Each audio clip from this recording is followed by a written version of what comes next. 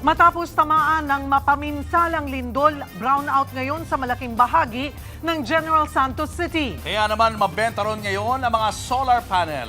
Live mula sa General Santos City, nasa frontline na balitang yan si Mobile Journal Evan Tarinque. Evan, may detalye na ba kung gaano karaming bahay ang wala pa rin kuryente?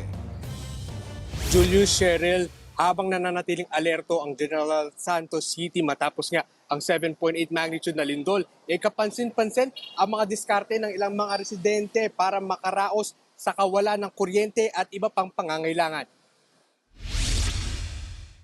Ito na ang pangalawang araw na walang kuryente sa maraming bahagi ng General Santos City matapos ang malakas sa pagyanig.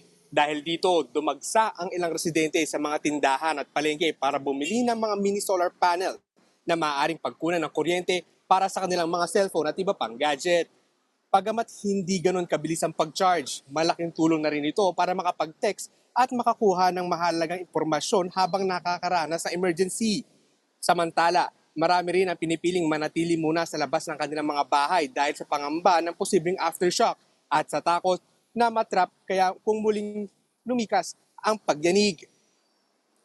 At dahil sa matinding init, ginagamit din ng ilan ang kanilang mga nabiling solar panel para paandarin ng maliit na mga electric fan at iba pang pangunahing kagamitan.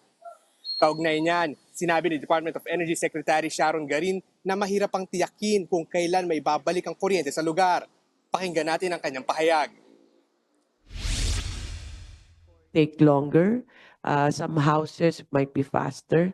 Pero yung availability po ng power, we are working hard na within this week. Tapos na po lahat.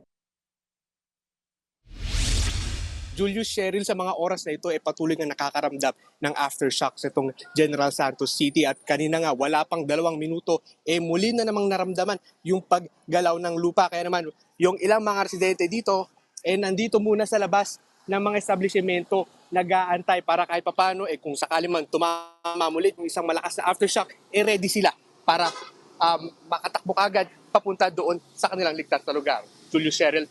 Maraming salamat, Mobile Journal Evan Tarinque. Mga kapatid, Julius Babaw po. Para sa komprehensibo at makabuluhang balitaan at talakayan, mag-follow at mag-subscribe na sa social media pages ng News 5.